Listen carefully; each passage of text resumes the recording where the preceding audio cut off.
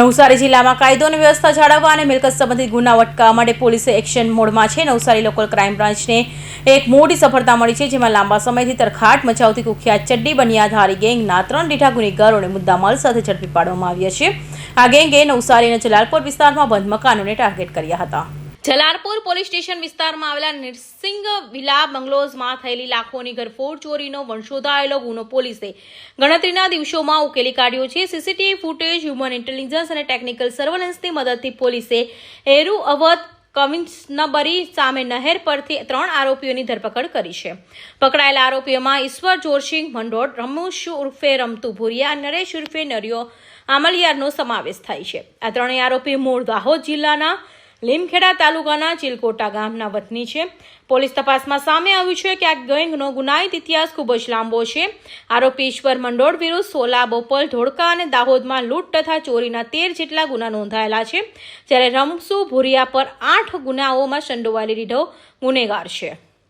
તારીખ 16/6/2026 કલાક 20:30 થી તારીખ 17/6/2026 કલાક 16:00 દરમિયાન જે ફરિયાદી છે વિપુલભાઈ છોટેલાલ ભક્તા રહે નિસર્ગ વિલા ઘર નંબર 36 A1 બંગલોઝ ના ઘરમાંથી રાતના ઘરફોડ ચોરીનો એક બનાવ બનેલો હતો, જેમાં એમણે જલાલપુર પોલીસ સ્ટેશનમાં લગભગ ઘરફોડ ચોરીમાં 7 લાખના સોના ચાંદીના દાગીના ચોરાઈ હોવાનું લખાવેલ હતું। જે બાબતે નવસારી જિલ્લાના LCBના પોલીસ ઇન્સ્પેક્ટર વિજય જાડેજા ગઢવી સાહેબ અને તેમની ટીમે સ્થળ વિઝિટ કરીને એમને સીસીટીવી તેમજ પોતાના હ્યુમન ઇન્ટેલિજન્સ અને બાતમીદારો રોકીને ટેકનિકલ સર્વેલન્સના આધારે જુદા જુદા સીસીટીવીના આધારે એમને ખબર પડેલ કે એરુ અવધ ક્વીન્સ બરીની સામે આવેલ નહેર પાસેથી 3 ઈસમો જે ચડ્ડી બનિયાધારીના અગાઉના ગુનામાં પણ પકડાયેલા છે, તે લોકો ત્યાં આ મુદ્દામાલ સાથે હોવાનું એમને ખબર પડતા તેઓએ તાત્કાલિક પોતાની ટીમ સાથે ત્યાં એમને પકડી પાડી।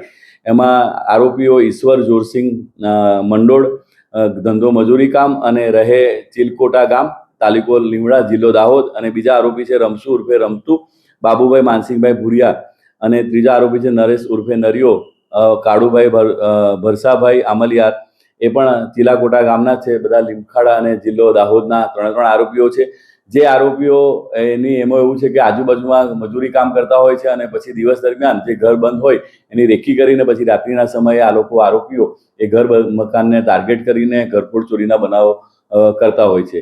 આ જે આરોપી છે ઈશ્વર જોરસિંહ રાઠોડ, તેના વિરુદ્ધમાં અલગ અલગ પોલીસ સ્ટેશનમાં અમદાવાદ અને બીજા જિલ્લાઓમાં પણ 13 જેટલા ઘરફોડ ચોરીના ગુનાઓ દાખલ થયેલા છે, અને આ રમસુભાઈ ઉર્ફે રમતુ એના વિરુદ્ધમાં પણ ઘરફોડ ચોરીના 8 જેટલા ગુનાઓ દાખલ થયેલા છે।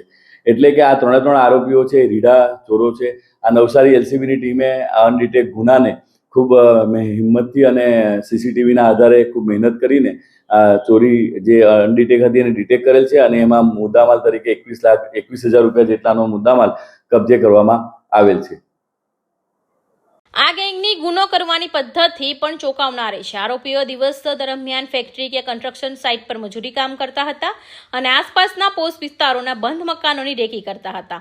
ત્યારબાદ રાત્રિના સમયે પોતાની ઓળખ છુપાવવા માટે શરીર પર શર્ટ કાઢી નાખી માત્ર ચડ્ડી બનિયામાં મોઢે રૂમાલ બાંધી ઘરફોડ ચોરીને ઘટનાને અંજામ આપતા હતા। પોલીસે આરોપી પાસેથી ચોરીના રોકડા રૂપિયા 10,300, તાંબાની ગણેશજીની મૂર્તિ, કિંમતી કાંડા ઘડિયાળ, અલગ અલગ સિક્કાઓ અને 3 નગ મોબાઈલ ફોન સહિત કુલ રૂપિયા 21,007નો મુદ્દામાલ રિકવર કર્યો છે। આ ગેંગે જલાલપોરના બંધ મકાનો ઉપરાંત અવધ કવિન સબરી અને શ્રીજી સોસાયટી પર ચોરી કરી હોવાની કબૂલાત કરી છે। હાલમાં નવસારી LCB આ 3 આરોપીની આગળની કાયદેસરની કાર્યવાહી માટે જલાલપોર પોલીસને સોંપ્યા છે। આ સફળ ઓપરેશન નવસારીમાં ચોરીની અનેક ગુનાઓ ઉકેલવાની શક્યતા છે। Bureau report, Hind TV news, Surat.